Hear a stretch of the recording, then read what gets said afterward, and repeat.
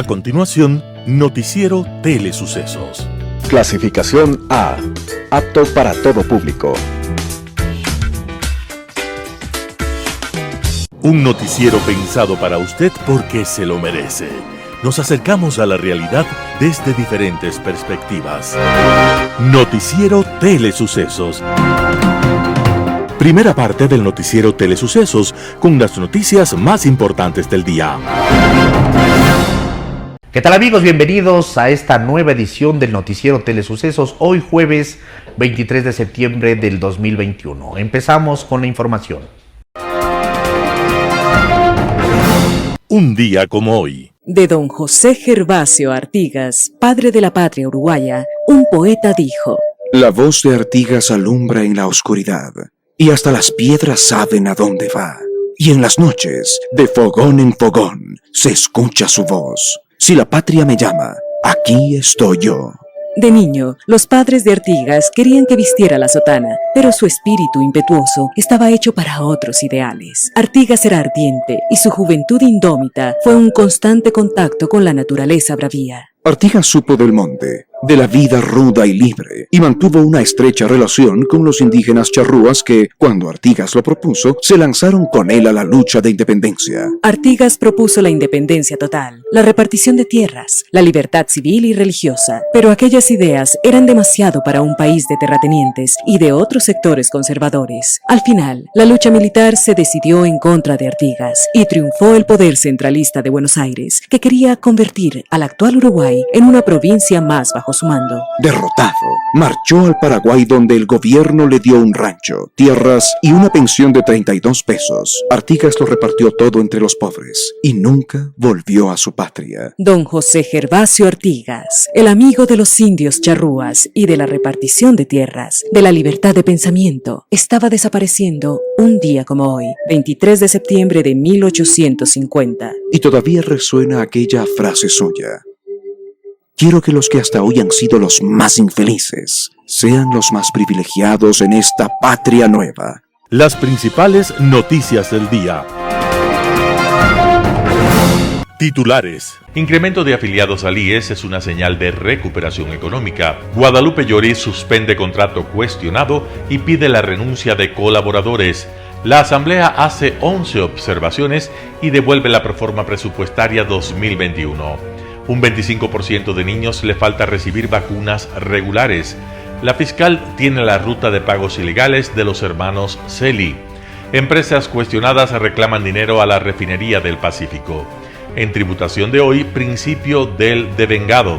En el segmento de opinión, el Fondo Monetario Internacional apoya al gobierno de Lazo. Los editoriales serán de José Hernández. ¿Y qué bicho picó a la Corte Constitucional? Roberto Aspiazu, El Recambio. Talía Flores, Guayaquil, apuesta de partidos y movimientos que empiezan a reactivarse. Hernán Pérez Luz, Desasosiego. Noticias del día con el arquitecto David López. Incremento de afiliados al IES es una señal de recuperación económica. Menos restricciones y el avance en el proceso de vacunación son para los analistas económicos las principales razones por las que hay más de 195,000 afiliados al Instituto Ecuatoriano de Seguridad Social, IES, entre agosto de 2020 y el mismo mes de 2021. En agosto del año pasado hubo 3.436.035 afiliados y en 12 meses pasaron a ser 3.631.057 según informó el IES. Estos aumentos se reflejan en 4 segmentos: relación de dependencia, voluntarios independientes y trabajo no remunerado del hogar. En la afiliación con relación de dependencia del sector privado pasó de 1.754.251 en agosto del 2020 a 1.832.922 en 2021. Esto es un alza de 78.671 asegurados.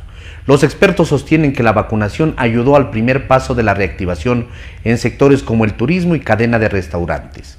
Otro signo de recuperación son la cantidad de avisos de empleo. El consumo es otro factor positivo, ya que la gente, al estar vacunada, sale a las calles y consume más. Esto hace que se reactive y contrate. Se espera que paulatinamente la recuperación llegue a los niveles de antes del COVID-19. Guadalupe Llori suspende contrato cuestionado y pide la renuncia de colaboradores. La presidenta de la Asamblea Nacional, Guadalupe Llori de Pachacutic, además de pedir a Contraloría General del Estado que realice una auditoría del contrato que ha sido cuestionado por los precios de alimentos, dispuso que se suspenda su ejecución y pidió la renuncia a 21 colaboradores de libre remoción que prestan sus servicios en su despacho y forman parte de su equipo de trabajo. El propósito de esto último es entrar a un proceso de evaluación respecto a la tarea que viene cumpliendo su equipo. Por eso pidió que pongan a disposición sus cargos de libre nombramiento y remoción, así como la renuncia de los contratos de servicios ocasionales. El pedido de renuncia se realiza luego de la publicación en medios respecto a la suscripción del contrato de servicio de logística para reuniones, eventos, actos y ceremonias protocolarias y conmemorativas de la función legislativa por $100,000, cuyo proveedor es Freddy Godoy Proaño, con fecha 10 de septiembre de 2021. Llori, ante medios legislativos, afirmó que hasta ahora no se ha cancelado un solo centavo del contrato y que ha dispuesto que se suspendan todos los procesos administrativos y financieros que se encuentren en marcha y planificados para que lo revise minuciosamente un equipo especializado y se valore su continuidad o terminación. Entre los 21 colaboradores consta María Paulina Moreno Ruiz, secretaria encargada de Relaciones Internacionales e Interinstitucionales, quien suscribió el contrato de servicios de alimentación para eventos protocolarios para la Asamblea Nacional por el monto de $100,000. Asamblea hace 11 observaciones y devuelve la proforma presupuestaria 2021. En sesión desarrollada el martes 21 de septiembre se produjo un nuevo revés para el Ejecutivo en el Legislativo. La Asamblea decidió observar y devolver a la Presidencia la proforma presupuestaria de 2021 que alcanza unos $32,948 millones y la programación cuatrianual 2021-2024. Con el respaldo de 77 votos de la bancada correísta Unión por la Esperanza UNES, Pachacutic y algunos legisladores de Izquierda Democrática, la Asamblea realizó 11 observaciones sobre la proforma al Ejecutivo. En esas observaciones el Legislativo expresó su preocupación por supuestas inconsistencias y sobreestimaciones en los supuestos macroeconómicos. Los legisladores oficialistas del bloque del Acuerdo Nacional BAN votaron en contra de la moción, mientras que el Partido Social Cristiano y otros legisladores de Izquierda Democrática se abstuvieron. Previamente, el asambleísta de Creo Guido Cheriboga mocionó la aprobación de la proforma presupuestaria y la programación cuatrianual, pero la iniciativa solo obtuvo 26 votos de respaldo. Con esta resolución de la Asamblea y según la Ley Orgánica de la Función Legislativa, el Ejecutivo tiene 10 días para aceptar dichas observaciones y enviar una nueva propuesta al Legislativo, o puede ratificarse en su propuesta original. Aquí están las principales observaciones que hizo el Pleno de la Asamblea al Ejecutivo. Hay una subestimación en los ingresos, egresos, déficit y necesidades del financiamiento del Estado. La proforma presupuestaria presenta un precio promedio de petróleo de $59.80 por barril, por encima del precio promedio facturado por la petrolera estatal Petroecuador entre enero y agosto del 2021, lo cual podría desembocar en una sobreestimación de los ingresos petroleros. Las asignaciones para cubrir los atrasos a las universidades, al Instituto Ecuatoriano de Seguridad Social IES, a los gobiernos seccionales y a los jubilados no son suficientes. Hay una sobrevaloración de los subsidios a los combustibles. Las asignaciones para los sectores de educación y salud incumplen con el incremento anual del 0.5% del Producto Interno Bruto cada año. La programación cuatrianual y la proforma presupuestaria fueron presentadas sin la aprobación previa del Plan Nacional de Desarrollo 2001-2025. En los documentos no se identifica un valor de límite de endeudamiento para 2021. La Asamblea pidió al Ejecutivo que sincere las cifras de la recaudación tributaria y de gastos corrientes en los sectores de educación, salud e inclusión social. Un 25% de niños le falta recibir vacunas regulares. Hasta mediados de año en los centros de salud se reportó la falta de vacunas para los niños y niñas menores de 5 años. En Ecuador hay 1.9 millones de infantes en ese rango de edad que deben recibir 15 vacunas con sus refuerzos. Por ejemplo, el esquema de la polio conocida como BOPV incluye 3 dosis. Se administra a los 2, 4 y 6 meses de edad. Cabe recordar que en Ecuador ya no se registran casos de polio desde 1990. Lo mismo ha ocurrido con el sarampión nativo. Las dos razones principales para no cumplir con los objetivos son que durante la pandemia los padres y madres no querían acudir a los vacunatorios por temor a un contagio. Y la segunda es el desabastecimiento de fórmulas. José Ruales, viceministro de Gobernanza y Vigilancia de la Salud, confirmó que en el país en promedio el 25% de los infantes no tiene dosis completas de las vacunas regulares, aunque no especificó a cuántos niños corresponde. Pero aclaró que este porcentaje varía entre fórmulas. Cuando llegamos al ministerio encontramos un desabastecimiento de 9 dosis del esquema regular para niños y niñas, entre ellas pentavalente, rotavirus, neumococo, sarampión, HPV y polio. De inmediato realizaron la compra a través del Fondo Rotatorio de la Organización Panamericana de la Salud, OPS, y recibieron donaciones de países como Brasil. Este último apoyó con fórmulas de fiebre amarilla, neumococo y rotavirus. En lo que va del gobierno hemos adquirido, recibido, distribuido o en proceso de desaduanización un total de 2.321.445 dosis de los 15 tipos. Esta cantidad más el saldo existente servirá para vacunar a 330.000 menores de 1 año y 330.000 niños de 1 a 2 años. También esperan completar la inoculación al resto de menores de 5 años que no recibieron sus vacunas a tiempo. Aseguramos el abastecimiento hasta el primer trimestre del 2022. Salud, además, ha realizado otras acciones como la regularización de las compras por medio del fondo rotatorio. Ha adquirido insumos médicos como jeringuillas y también ha reforzado el sistema de cadena de frío para conservar las dosis. A partir de octubre se espera tener un abastecimiento normal de todo el país, por lo que se realizarán campañas de inoculación, según la ministra de Salud, Jimena Garzón. A esto se sumarán brigadas médicas para hacer la búsqueda de casos y aplicar las dosis faltantes. Fiscal tiene la ruta de pagos ilegales de hermanos Celi. Nuevos datos en la investigación del caso Las Torres. Durante una audiencia, la Fiscalía contó al juez nacional Felipe Córdoba detalles de cómo operaba una presunta estructura de corrupción encabezada por exfuncionarios de Contraloría, Petroecuador y Secretaría de la Presidencia. Además, detalló la ruta del dinero ilegal y el monto de las coimas. Según las evidencias, los sobornos se exigieron a la empresa Nolimit. Petroecuador debía a esa compañía 20.3 millones por un contrato.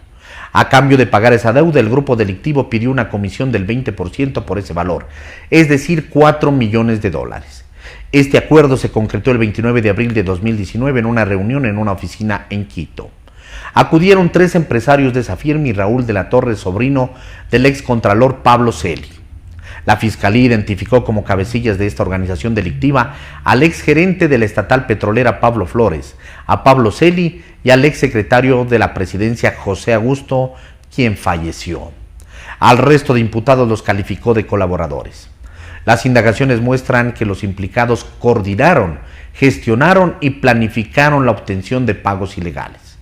Para cancelar la deuda de 20.3 millones fue necesario primero desvanecer 6 losas que esa compañía tenía en Contraloría General. Según la versión de un funcionario del ente de control, esa disposición la dio Pablo Celi. Con las resoluciones de los desvanecimientos el 13 de mayo de 2019 se canceló la deuda de Nolimit. Desde entonces los colaboradores de la estructura delictiva empezaron a exigir a los representantes de esa empresa que cumplan el convenio y paguen las coimas. En el expediente judicial consta que para concretar los sobornos, Raúl de la Torre viajó a Miami, Estados Unidos, el 24 de mayo de 2019 para reunirse con 3 empresarios para definir los montos acordados. Allí presentó un desglose de los pagos que se debían efectuar a todos los participantes de esta trama ilegal. Tras esa reunión, de la Torre consiguió $30,000, de los cuales 28,000 entregó a Esteban Celi y a Pablo Celi. Por otra parte, el hermano del excontralor solicitó al dueño de la empresa otros $500,000. Según la indagación, 110,000 fueron transferidos a través de una cuenta bancaria en el extranjero de uno de los procesados. La fiscal Salazar dijo que el dinero restante le fue entregado a Esteban Celi en efectivo. El 21 de septiembre pasado, el procesado confirmó haber recibido $110,000, pero aseguró que su hermano nunca supo de esos movimientos y tampoco se benefició de ese dinero ilegal. A pesar de que el martes Esteban Celi aceptó haber cometido el delito de delincuencia organizada, pidió acogerse a un procedimiento abreviado para obtener una rebaja en la condena. El magistrado Córdoba rechazó ese pedido, pues el imputado no acogió totalmente las acusaciones descritas por la Fiscalía. La defensa de este imputado dijo que volverá a solicitar este recurso legal. Los demás procesados se someterán a la audiencia preparatoria de juicio. Empresas cuestionadas reclaman dinero a la Refinería del Pacífico. Según el informe del liquidador José Herrera, las empresas Worley Parsons, South Korea Engineering y Construcción SK y la brasileña Odebrecht siguen reclamando cuentas. Refinería del Pacífico RDP, la nunca construida obra emblemática del correísmo, no es más que un terreno de 540 hectáreas donde solo hay un acueducto, un campamento, una vía de acceso y muchas deudas. El diseño y construcción de estas obras tuvo un costo de $1.531 millones, que fue pagado casi en su totalidad por la empresa petrolera estatal ecuatoriana Petroecuador. 11 años después de que naciera el proyecto como una inversión conjunta entre Petroecuador y su homóloga venezolana PDVSA, hay 17 juicios activos por 69.8 millones y cuentas por pagar a empresas, muchas de ellas cuestionadas por su papel en este fracaso. Petroecuador y PDVSA formaron un joint venture llamado RDP-SEM, en el que la primera tenía el 51% del capital accionario y PDVSA el 49% restante. Los reclamos. La firma surcoreana South Korea Engineering Construcción SK y la brasileña Odebrecht demandaron a la empresa en liquidación Refinería del Pacífico, mientras que la australiana Worley Parsons, que fue socia en Ecuador de Tecnazul, una empresa parte del Grupo Azul, demandó al Estado ecuatoriano por supuestas cuentas pendientes. Las empresas del Grupo Azul fueron señaladas dentro de algunos de los peores casos de corrupción en Petroecuador y por el caso Sobornos 2012-2016, y empezaron a liquidar personal y a vender activos desde 2017. La coreana SK reclama a la Refinería del Pacífico el pago de una deuda por facturas por valor de $28.9 millones que no fueron reconocidas por RDP-SEM, pues había de por medio una glosa impuesta por la Contraloría a SK. Por su parte, Worley Parsons alega que el Estado ecuatoriano le debe 35 millones por un supuesto trato injustificado de empresas ecuatorianas de parte de RDP Petroecuador. Esta firma australiana se encargó de la gerencia del proyecto de la Refinería del Pacífico durante sus primeras fases, pero los errores en su ejecución desembocaron en sobreprecios, trabajos repetidos y en el adelanto de obras tempranas sin que el proyecto tuviera el financiamiento asegurado. Odebrecht, por su parte, demanda un pago de $14.743.247 millones por litigios judiciales y arbitrales. Esta empresa brasileña fue protagonista de una trama de corrupción en varios países del continente. La brasileña estuvo a cargo de los trabajos de remoción de suelo y de construir el acueducto de 94 kilómetros que transporta agua cruda desde la presa La Esperanza hasta Manta, pero que inicialmente fue proyectado para abastecer a la refinería que nunca vio la luz. Entre las cuentas por pagar de la Refinería del Pacífico también hay facturas de prestigiosas firmas legales internacionales como Hogan Lovells, Global Lawyers, la compañía Foster Wells de Canadá, dedicada a las actividades de diseño de ingeniería y asesoría de ingeniería para maquinaria, procesos y plantas industriales. Entre los pendientes también está la prestigiosa consultora petrolera británica Gaffney y Klein, conocida por sus procesos de certificación de reservas petroleras. Lazard Freres, uno de los bancos de inversión más grandes del mundo, reclama también acreencias de parte de RDP-SEM en liquidación. Una liquidación que se ha visto complicada y entorpecida por al menos 17 juicios pendientes y cuentas por cobrar de $1.060 millones.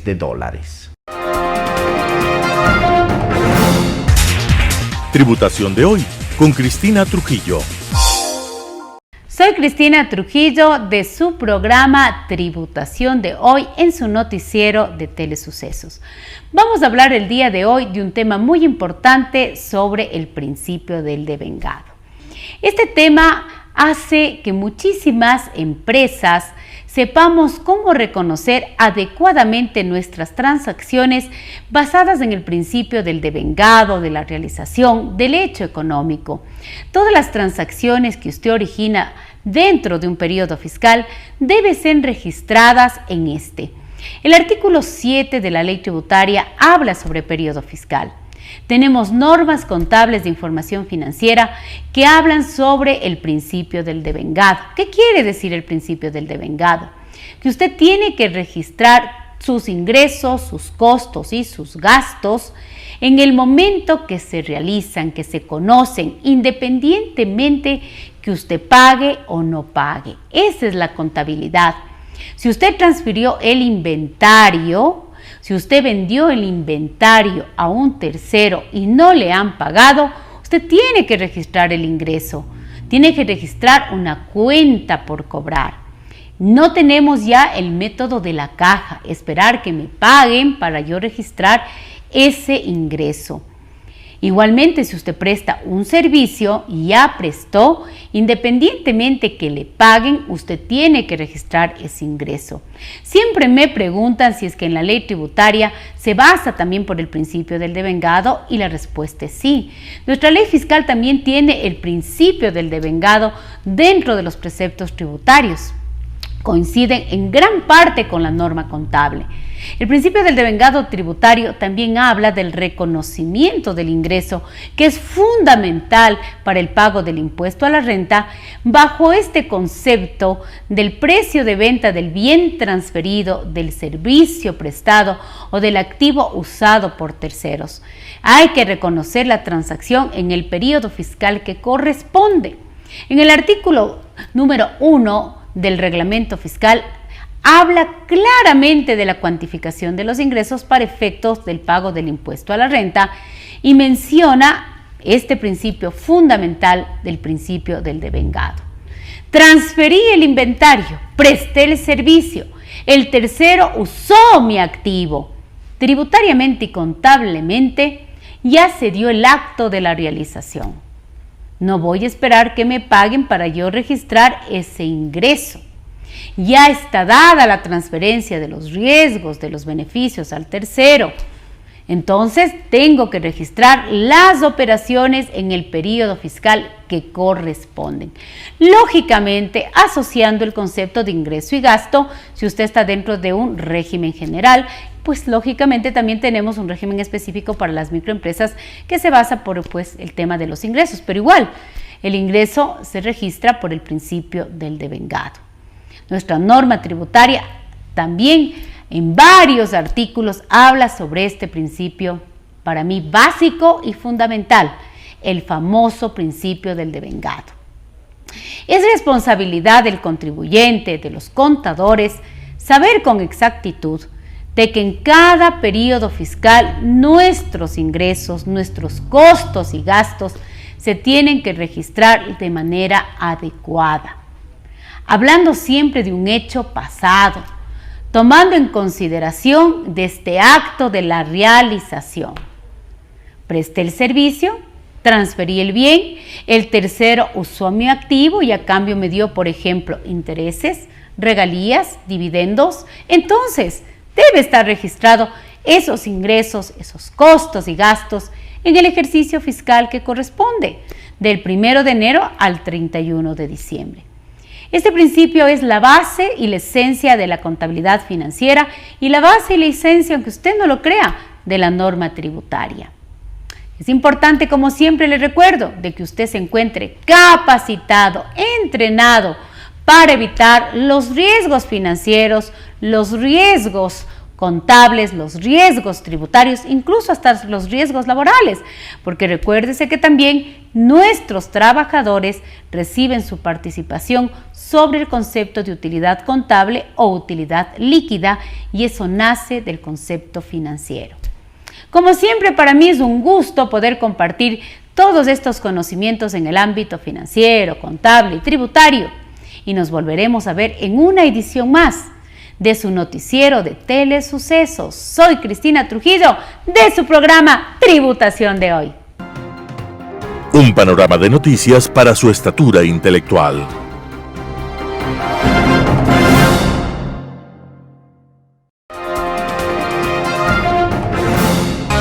Poder Ciudadano, con el doctor Patricio Quijón. El Fondo Monetario Internacional respalda al Ecuador y a su gobierno. El ministro de Economía y Finanzas Simón Cueva y Julien Reynaud, representante del FMI en el Ecuador, anunciaron la ratificación del acuerdo técnico sobre las políticas económicas de la segunda y tercera revisión del programa denominado Servicio Ampliado de Financiamiento SAF.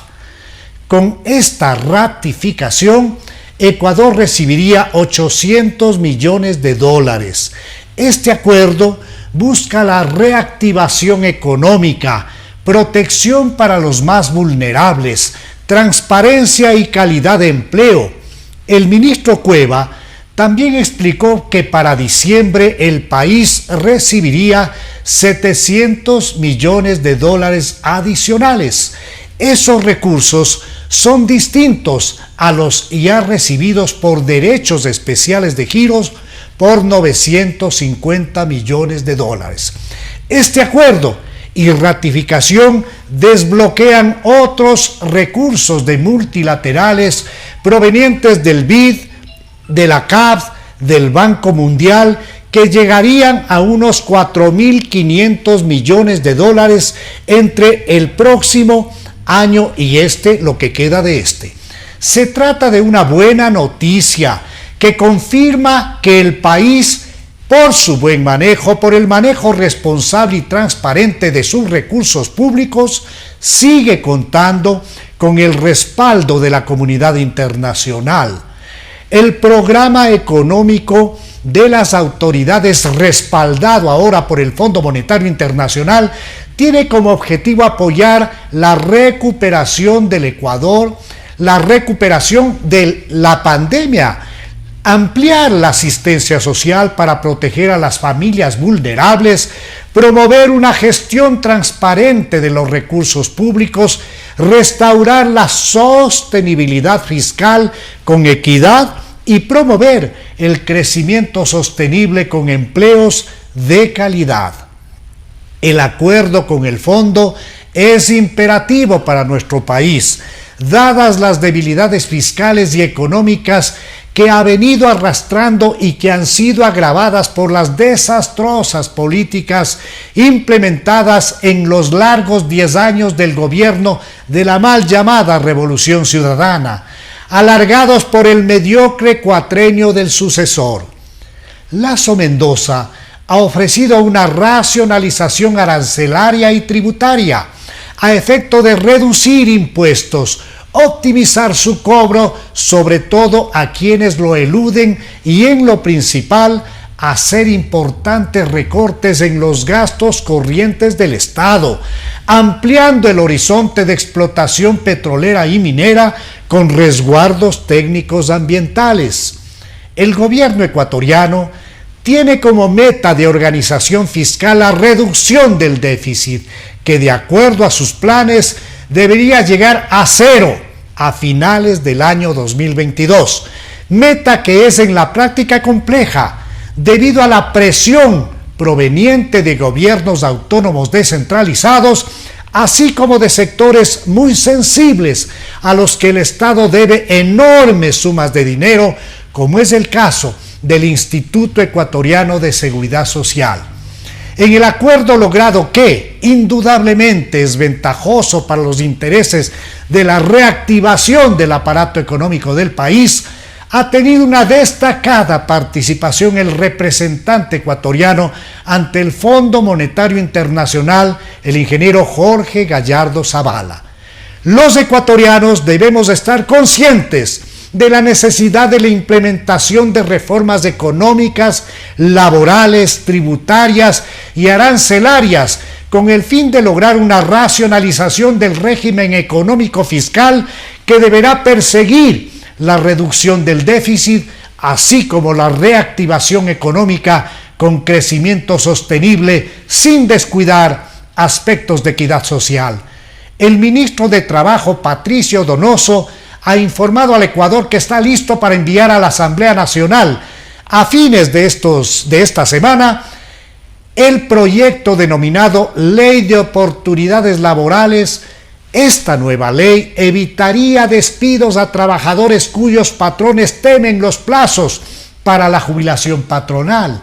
La eliminación de la indicada jubilación se reemplazaría con un fondo jubilar propio del empleado que acumule en diferentes empresas a lo largo de su vida laboral. El proyecto contempla además que todos los trabajadores reciban el 15% del reparto de utilidades independiente de sus cargas familiares. El proyecto contiene estímulos tributarios para las empresas o personas naturales que den trabajo a mujeres y jóvenes, a más de flexibilizar horarios. Todo en dirección a lograr abrir las compuertas para la generación de plazas y puestos de trabajo. De acuerdo a las informaciones proporcionadas por el ministro Donoso, esta nueva ley solo sería aplicable para las personas naturales o jurídicas que acojan al nuevo texto legal y no para las que tienen empleados que se encuentran bajo el Código Laboral actual. El nuevo marco legal, como se ha remarcado, pretende generar plazas de trabajo en favor del 70% de la población ecuatoriana que en la actualidad no las tiene. Frente a las amenazas de una vieja y desgastada dirigencia laboral, gremial y de la CONAIE de volver a calentar calles y plazas en el país, se hace necesario generar redes de activismo ciudadano y acción social para respaldar la democracia, el orden y el progreso, haciendo entender a una caduca dirigencia que debe terminar con su conocida y mañida conducta ligada con el bloqueo y el no a todo. Esa vieja concepción de la política del caos y de la obstrucción debería migrar a modernas propuestas de concretas opciones de solución a los graves problemas que tiene el Ecuador y que en lo principal tienen que ver con la falta de empleo y trabajo, la pobreza, la desnutrición, así como la falta de seguridad integral. Se hace inaplazable para el gobierno del presidente Lasso Mendoza concretar cuanto antes la reforma política y estructural vía consulta popular.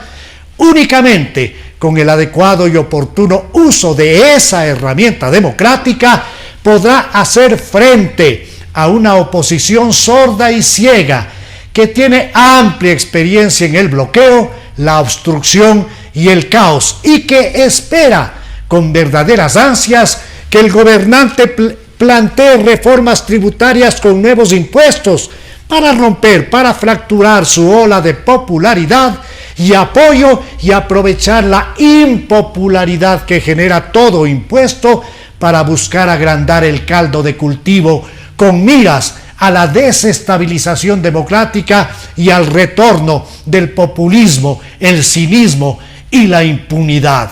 ¿Lo vamos a permitir? Editorial. ¿Y qué bicho picó a la Corte Constitucional? José Hernández, 4 Pelagatos. Lo impensable. La Corte Constitucional empieza a generar la percepción de que también sus miembros se cuidan de hacer olas y optan por lavarse las manos. Es tan grave como desesperanzador porque esta institución, gracias precisamente a sus fallos, se posicionó como el órgano más confiable y creíble de una institucionalidad a la deriva en el país. La alerta está activada y se basa para este análisis en 2 fallos. El último se produjo este 15 de septiembre. El Pleno de esta Corte resolvió desestimar los pedidos de verificación de cumplimiento realizados por el Comité por la Institucionalización de la Democracia. Para seguir el hilo, hay que retomar la solicitud hecha a la Corte Constitucional el pasado 29 de marzo por Pablo Dávila, coordinador de ese comité. Él pidió que esa Corte, presidida por Hernán Salgado, verificara si la Asamblea Nacional cumplió y tramitó en buena y debida forma la propuesta de reforma constitucional que firmaron 300.000 ciudadanos. En los hechos, lucía evidente que la respuesta debía ser no. 13 días antes, la Asamblea había desechado ese proyecto de iniciativa popular con una leguleyada intolerable propuesta por el correísta Carlos Cambada: exigir 91 votos para aprobar el texto que debía dar paso al referendo demandado, cuando la ley de la función legislativa solo requiere 70, y hubo 81 votos a favor. No solo eso, la Comisión Ocasional de Enmiendas, presidida por Elizabeth Cabezas, había destruido la reforma sin que norma alguna de derecho público la facultara a examinar, machete en mano, un proyecto de iniciativa ciudadana. En ese momento, Pablo Dávila hizo notar, en este mismo medio, cómo esa comisión, al excluir una parte sustancial de la propuesta, limitaba el derecho de los ciudadanos y el de los asambleístas a pronunciarse sobre los 3 componentes del referendo: la eliminación del Consejo de Participación Ciudadana y Control Social, reestructurar el legislativo en la Asamblea y Senado, y además dar mayor autonomía a la Fiscalía General del Estado. En definitiva, el Comité por la Reinstitucionalización pidió a la Corte Constitucional que se manifestara sobre el atentado cometido por la Asamblea contra el derecho de participación ciudadana. ¿Y qué ha hecho la Corte Constitucional? Una proeza en 2 tiempos: lavarse las manos y efectuar un saludo a la bandera. Primero, anota que el procedimiento de reforma establecido en el artículo 442 de la Constitución es apto para la expedición de las normas contenidas en el proyecto examinado. ¿Lo es? ¿Acaso la Corte Constitucional no es la principal garante de los derechos constitucionales? El legislativo violó un derecho de la democracia directa que faculta a los ciudadanos tener iniciativa para reformar la Constitución. La Corte Constitucional nada dice al respecto, limitándose a hacer un examen cronológico de lo sucedido en la Asamblea. No señala el vacío legal que existe, pues la Constitución no dice qué prerrogativas y límites tiene la Asamblea cuando tramita los proyectos ni cuando los aprueba. En todo caso, el Pleno de la Corte Constitucional sabe que se está lavando las manos porque concluye con un exhorto, ni siquiera una disposición de carácter imperativo, para que, en ocasiones posteriores en la que le corresponda tramitar proyectos de iniciativa popular normativa, interprete y aplique la norma sistemática y favorable al conjunto de disposiciones que rigen la participación de la ciudadanía en los debates en las comisiones y en el Pleno. Fin de la cita. ¿Por qué en ocasiones posteriores y no ahora, que le correspondía sentar jurisprudencia y hacer valer el ejercicio de democracia directa atropellada por el poder legislativo? En agosto pasado, la Corte Constitucional también entró en la dinámica criolla de ni chicha ni limonada que tanto daño hace a las instituciones. Ratificó la constitucionalidad de una ley totalmente inconstitucional, la Ley Orgánica de Educación Intercultural. El Pleno reconoció que hubo 2 vicios de inconstitucionalidad formal en la aprobación de esa ley. El debate no se hizo basándose en los informes actuariales para regular el régimen especial de jubilación de los docentes, y tampoco se tuvo en cuenta la factibilidad financiera para aumentar los salarios de los docentes. Es decir, la ley se aprobó contrariando la Constitución, artículo 287, que dispone que toda norma que cree una obligación financiada con recursos públicos establecerá la fuente de financiamiento correspondiente. ¿Qué hizo la Corte Constitucional? Dorar la píldora, abriendo espacio para ambigüedades absurdas. ¿Qué base constitucional tiene la Corte para pedir a la Asamblea Nacional que subsane esas omisiones? ¿Acaso la Asamblea tiene iniciativa para aumentar impuestos o gasto público? Según la Constitución, artículo 135, esa es una facultad exclusiva del presidente de la República. Un error siempre viene acompañado, y la Corte Constitucional también dijo que, producida la subsanación o agotado el tiempo, la Corte resolverá sobre la declaratoria de inconstitucionalidad de las disposiciones afectadas, hasta tanto éstas no tendrán vigencia. Lo primero, como se vio, es imposible. Para lo segundo, no puso plazo. No dijo cuándo se agota el tiempo.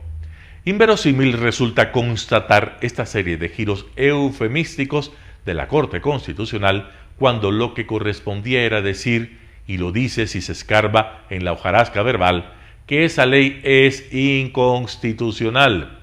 ¿Qué bicho picó a los miembros de la Corte Constitucional para llevarlos a lavarse las manos de esa manera? José Hernández, 4 Pelagatos. El recambio, editorial de Roberto Aspiazu. El presidente Lasso introdujo 7 cambios en su equipo, resultado de la evaluación de los primeros 100 días. Un mensaje de que se cambiará a quien sea necesario para cumplir sus objetivos de gestión gubernamental. Puede haber perdido tiempo, pero es mejor hacer ajustes de inicio hasta consolidar un gabinete ampliado que tenga continuidad en el tiempo. A ojo de buen cubero, se necesita 600 colaboradores para llenar cargos de primer y segundo nivel, dígase ministros, viceministros, subsecretarios, directores de área, etc. De modo que ha sido un exigente desafío para la administración. Con semejante número, hay inevitablemente infiltrados del correísmo y de otros movimientos, partidos políticos, recomendados por legisladores que ofrecen apoyo abierto o encubierto al oficialismo. No faltan casos de funcionarios que trabajaron en la campaña de Arauz y que han terminado en la nómina de Lasso. El concepto del gobierno del encuentro está bien, pero no hay que ser ingenuos. El éxito de la campaña de vacunación le brinda capital político al régimen, probablemente hasta fin de año. A partir de entonces todo dependerá de los avances en la reactivación económica, estando ahí el renovado desafío. Pocos tienen conciencia del peso inersal de la burocracia que por su naturaleza laberíntica consume tiempos excesivos ante cualquier iniciativa, no se digan aquellas relacionadas a las alianzas público-privadas o alianzas estratégicas que deben incidir favorablemente en las perspectivas de crecimiento económico. Lasso tendrá que arreglárselas para combatir a la hidra, monstruo mitológico de múltiples cabezas que es infalible al hacer fracasar la bien intencionada política de apertura a la inversión privada. La consulta popular parecería que es una cuestión resuelta, pese a que no se ha hecho público el temario de preguntas. Sin duda, hay que incluir la desaparición del Consejo de Participación Ciudadana, pero es un tema accesorio entre otras reformas constitucionales puntuales o legislación disruptiva que afianza el modelo de desarrollo por el que el pueblo votó mayoritariamente. Lo de la muerte cruzada es sueño de perros, sería como un disparo al pie, una apuesta demasiado riesgosa. No solo disuelve al Congreso para gobernar mediante decreto ejecutivo durante 6 meses, sino que luego tiene que cumplirse una nueva elección presidencial. El país no está para un tratamiento tan traumático que resultaría contraproducente para el interés general. Entre tanto, hay que cuidar los detalles en un gobierno que viene haciendo las cosas de modo diferente. El envío de la proforma presupuestaria 2021 y además la cuatrienal al Congreso, cuyo trámite es referencial y no demanda una aprobación vinculante. Contiene algunos errores que desalinean el discurso presidencial. Es el caso de las metas de crecimiento económico poco ambiciosas, el aumento modesto de la producción petrolera, de apenas 8% cuando se ha ofrecido duplicarla, la falta de reducción del tamaño del Estado y del compromiso de desmontar progresivamente el ISD. Hay que saber aprovechar la buena imagen internacional del país, en contraste con lo que sucede en el resto de la región. Una visión en favor de soluciones pro mercado debe ir marcando la diferencia en este periodo de transición entre la crisis y la reactivación. Editorial de autoría de Roberto Aspiazu. Guayaquil, apuesta de partidos y movimientos que empiezan a reactivarse. Talia Flores, primicias.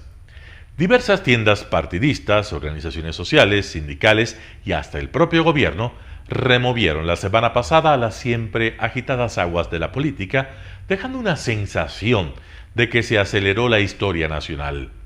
Las coincidencias fueron tales que hasta se podría hablar de una suerte de efecto contagio, que para los ecuatorianos supuso ver en qué andan los políticos sin que eso signifique que hayan hecho abstracción de la grave crisis del país.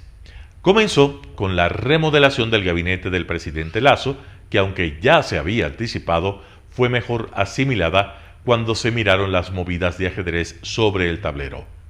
Y se contemplaron las primeras acciones de los flamantes funcionarios. La censura y destitución del defensor del pueblo en la Asamblea Nacional fue otro gran capítulo de gran calado, porque confirmó la fractura en Pachacutic, brazo político de la CONAIE, y mostró al correísmo de cuerpo entero una vez más. Se confirmó que Salvador Quispe, cuyo rostro tiznado para vejarlo durante una manifestación contra el gobierno de Correa conmovió al país, ha borrado de su memoria ese episodio y se ha unido al coro de adláteres de su enemigo y ex enemigo político, mientras se ha radicalizado en contra de Lasso, en cuyo movimiento político con cuyo movimiento político hizo un acuerdo parlamentario en mayo para elegir sus autoridades y controlar la Asamblea. Otro episodio fue la movilización convocada por el Frente Unitario de Trabajadores el miércoles 15 de septiembre y a la que se unieron otras organizaciones que salieron a las calles en varias ciudades. A los dirigentes sindicales debe haberles sorprendido que en Quito no hubieran barreras que les impidieran llegar a la Plaza de Santo Domingo en el centro histórico. En realidad fue una marcha pacífica, preámbulo de lo que vendría al día siguiente. El país vio complacido que la cúpula de los sindicatos y la ministra de Gobierno, Alexandra Vela, se sentaron a dialogar y para buscar acuerdos, aunque sus agendas sean absolutamente dispares. Este diálogo muestra un nuevo momento en la política ecuatoriana, protagonizado por una ministra con altura de miras, capaz de vencer resquemores para platicar con quienes la víspera marcharon contra su gobierno. Y habla bien de los dirigentes sindicales que querrán dejar atrás para siempre la época de persecución rastrera con la creación de organizaciones paralelas y la suplantación con dirigentes de bolsillo que sufrieron durante el totalitarismo. Eso sí, hay que estar conscientes que llegar a un acuerdo será muy difícil porque la dirigencia sindical pretende que se elimine el sistema de bandas para fijar el precio de los combustibles y se declare inconstitucional la ley humanitaria. Rechaza también el acuerdo con el Fondo Monetario Internacional y espera que el gobierno pague la deuda que mantiene con el IES. Las imágenes de la mesa de diálogo deberían molestar a quienes van por la vida lanzando discursos incendiarios y gustan hacer de cualquier diferencia munición para herir y profundizar las discrepancias. Al presidente de la CONAIE, por ejemplo, le gustaría más que el gobierno le responda que no a la propuesta del Consejo Ampliado de su organización de ser recibidos el 1 de octubre por el presidente Lasso en Carondelet, a donde fueron y a donde quieren ir en comisión. Escoger octubre, a sabiendas de que el país repudia los sucesos del 2019, luce un ardid de Leonidas Issa, un dirigente cuya cerrazón ideológica es admitida hasta por sus cercanos. Y no cabe duda que la anterior fue una semana de alto voltaje político. La llamada Revolución Ciudadana pasó de ser un eslogan a partido político, luego de que el Consejo Nacional Electoral lo reconociera como tal. Revolución Ciudadana es una mutación de Fuerza Compromiso Social, creado por Iván Espinel, exministro de Moreno y aliado del correísmo, preso por corrupción. El ADN político del flamante partido es despreciable. Más aún si alguno de sus ex fundadores sostienen que la organización base les fue robada. Con partido legalizado, el correísmo tiene vía libre para las elecciones seccionales de 2023, siendo Guayaquil la mayor apuesta. La semana política se cerró el 18 de septiembre con dos sabatinas, la del sentenciado de Bélgica, que retomó sus enlaces para decir que no es corrupto, y la del recién elegido presidente vitalicio del Partido Social Cristiano, Jaime Nebot, quien habló en la convención de su partido en San Borondón, donde el socialcristianismo cambió de directiva. Eligió presidente a Alfredo Serrano, antiguo militante y exdiputado, y como vicepresidentes a Juan José Yunes y a Cristina Reyes. Nebot, quien estuvo junto a la alcaldesa de Guayaquil, Cintia Viteri, criticó la gestión del gobierno. dijo que el país no requiere de ideologías extremas y anticipó que Lasso solo cumplirá con la vacuna. Por si faltaba algo en la semana, Otto Sonnenhösner, quien no oculta su interés por ser candidato y estaría interesado en la alcaldía, fue involucrado en una investigación por posibles irregularidades durante la pandemia cuando era vicepresidente. También se investiga al exministro Gabriel Martínez y al exgobernador del Guayas, Pedro Pablo Duarte, convertido ahora en activista político. Es claro que si el socialcristianismo quiere retener la alcaldía, le aguarda un monumental trabajo. Son muchos los nombres que quieren reemplazar a Cynthia Viteri y el más reciente sería el flamante gobernador del Guayas, Pablo Arosemena, quien podría ser el as en la manga del oficialismo para la alcaldía de Guayaquil. Y esto hay que verlo. Talía Flores, Primicias. Desasosiego. Artículo de Hernán Pérez Luz en El Universo. La iniciativa ciudadana respaldada por unos 300,000 compatriotas para llevar a referéndum una serie de reformas a la estructura orgánica de la Constitución, eliminación del Consejo de Participación Ciudadana, reforma integral a la Asamblea e independencia de la Fiscalía General, acaba de naufragar la semana pasada. La Corte Constitucional, llamada a velar por el cumplimiento de la Constitución por parte de los diferentes poderes públicos, decidió mirar a otro lado ante las serias violaciones constitucionales que cometieron las mafias políticas enquistadas en la Asamblea. El proyecto jamás fue debatido como manda la ley y como la propia Corte ya había establecido en otro caso en el que dejó sin efecto una reforma constitucional. La Corte se limitó a exhortar a los asambleístas para que en el futuro se porten bien y no vuelvan a violar la Constitución. En fin, si algo queda en claro es que las reformas constitucionales jamás nacerán de la sociedad civil. Después de este precedente es de ingenuos pensar que a otro colectivo ciudadano se le ocurra embarcarse por más de un año en el tortuoso camino de propiciar un proyecto de reformas estructurales con el respaldo de miles de firmas, a sabiendas de que si a la clase política no le gusta el proyecto, ella, violando la Constitución, bloqueará su referéndum. Ya lo hizo una vez, lo volverá a hacer otra y otra vez. Mientras tanto, los devotos de Montecristi seguirán hablando de la democracia directa. Hay ciertamente otros caminos que permitirían rediseñar el esquema constitucional y político. Uno sería que dicho proyecto nazca del propio legislativo, pero las mafias jamás van a reformar una estructura que tanto sirve a sus intereses.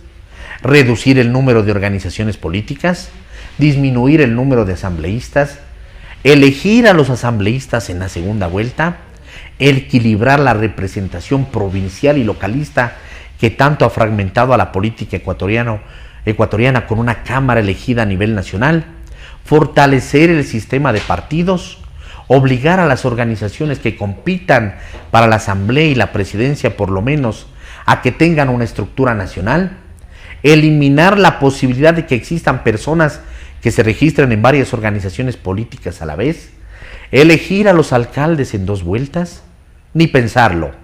Ni estas ni otras reformas similares van a provenir de nuestra oligarquía política. El sistema jamás será reformado en tales dimensiones por quienes viven de él.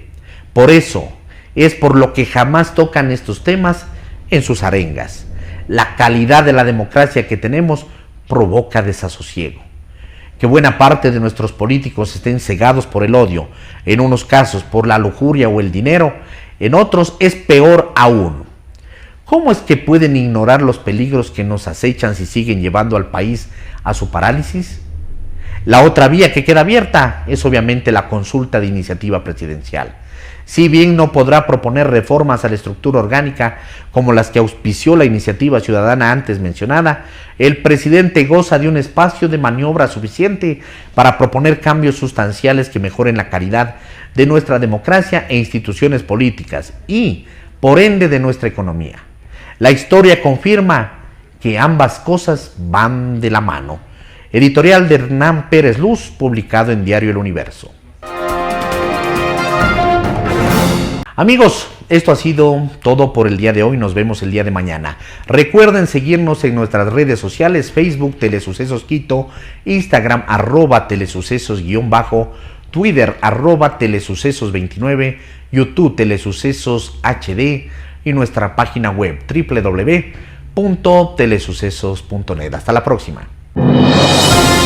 Lo mejor de la mañana informando para usted. Noticiero Telesucesos.